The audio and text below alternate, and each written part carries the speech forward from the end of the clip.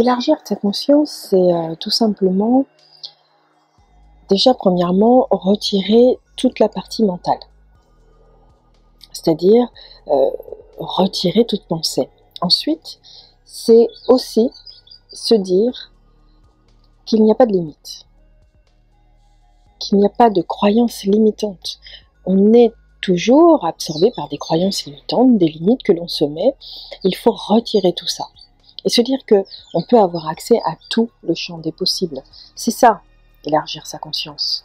Alors on peut le faire lors des méditations, tout simplement en se laissant vivre, en se laissant aller, en se disant que peu importe ce qu'il se passera, on se laisse totalement aller. Et alors on peut sentir les vibrations dans son corps et partir, se laisser vivre des images, des sons, se laisser entendre des choses, mais peu importe, je dirais, l'analyse se fait après. Et l'analyse se fait après, et l'analyse est souvent très symbolique. Donc après, il faut surtout, à ce moment-là, justement, se dire que tout est symbole, et que l'interprétation se fait après, voire après avoir vécu certaines autres expériences.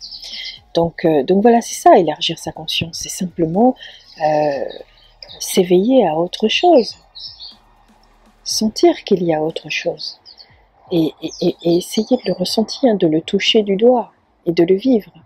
Et pour cela, on retire toute croyance, toute limite, et on fait abstraction de son mental. C'est la première chose à faire.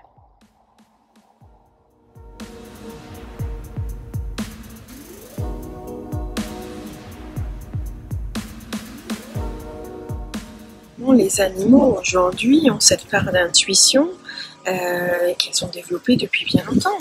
Ils sont capables de ressentir tout ce qu'il se passe. Regardez, pendant le tsunami de Sumatra, les éléphants sont tous partis. Et c'est pas le seul phénomène.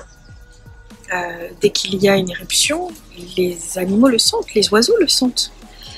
Nous avons cette capacité-là, il ne faut pas le nier, il ne faut pas le renier.